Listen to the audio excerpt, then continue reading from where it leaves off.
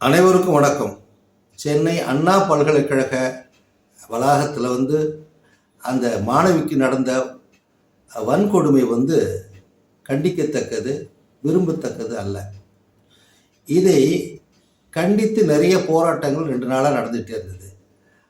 இதெல்லாம் பார்த்த நம்மளுடைய சென்னை உயர்நீதிமன்றம் தானாக முன் அந்த வழக்கை எடுத்துக்கொண்டு இன்னைக்கு சம்பந்தப்பட்ட துறைகளுக்கு அவங்க அறிவிப்பும் கொடுத்துருக்காங்க, அதாவது நோட்டீஸ் கொடுத்துருக்காங்க. இது ஒரு புறம் இருக்கட்டும், நல்ல தீர்ப்பு வரும் என்று நான் நம்புகிறேன்.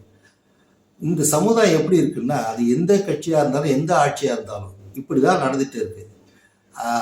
எப்படி இருக்குன்னு சொன்னால், 100 மனிதர்கள் வாழ்கின்ற அந்த சமுதாயத்தில் ஒரு மனித மிருகம் கண்டிப்பாக வாழும். அந்த மனித மிருகம் என்ன செய்யும்? பொய் சொல்லும், கொலை செய்யும், கஞ்சா விற்கும், சாராயம் விற்கும், கற்பழிக்கும், இன்னும் சமூக விரோத செயல்கள் என்னென்ன இருக்கோ அத்தனை செய்யும் அந்த 100ல் 1 மிருகம். அதை நம்ம பார்த்துக்கிட்டே தான் இருக்கோம். அப்படிப்பட்ட செயல் தான் இன்னைக்கு அண்ணா பல்கலைக்கழகத்தில் நடந்திருக்கிறது. அது வழக்கு தீர்ப்பு நல்ல தீர்ப்பாக பாதிக்கப்பட்ட மாணவிக்கு தீர்ப்பு கிடைக்கும் என்று எனக்கு நம்பிக்கை உண்டு. நல்ல தீர்ப்பாக வரும். இதை காரணம் காட்டி நிறைய கட்சிகள் போராட்டங்கள்லாம் செய்கின்றது. அது ஏற்புடைய ஒன்று தான். அதே நேரத்தில் திரு அண்ணாமலை அவர்கள் அவர் மீது எனக்கு நல்ல பற்றும் பாசமும் எனக்கு உண்டு. ஏன்னா மெத்த படித்தவர், நல்ல இளைஞராக நல்ல பேசக்கூடிய அந்த தம்பி ஒரு செயலை செய்தார். அதாவது கோயம்புத்தூர்ல இருக்க வீட்டில் வாசலில் அவர் ஒரு பச்சை துண்டை கட்டிக்கிட்டு சாட்டையால் அடித்தார்.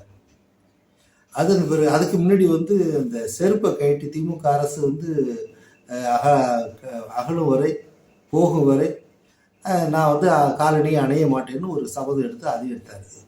இது ரெண்டுலாம் பார்க்குறப்ப இந்த சாட்டை அடித்தார் பாருங்க, இது அவர் தனிப்பட்ட ஏதோ ஒரு வேண்டுதலாக தான் இருக்கிறதா நான் கருதுகிறேன். ஏன்னா அங்கே என்ன சொல்கிறாங்கன்னா, அவர் சாட்டை அடிக்கும்போது வெற்றிவேல் வீரவேல் என்ற முழக்கத்தை அவர்கள் தொண்டர்களுடைய முழக்கமாக நாம் பார்க்கிற பொழுது அது ஒரு ஏதோ ஒரு முருகப்பெருமானுக்கு அவர் வேண்டுதலாக இருக்கும் என்று தான் நான் கருதுகிறேன்.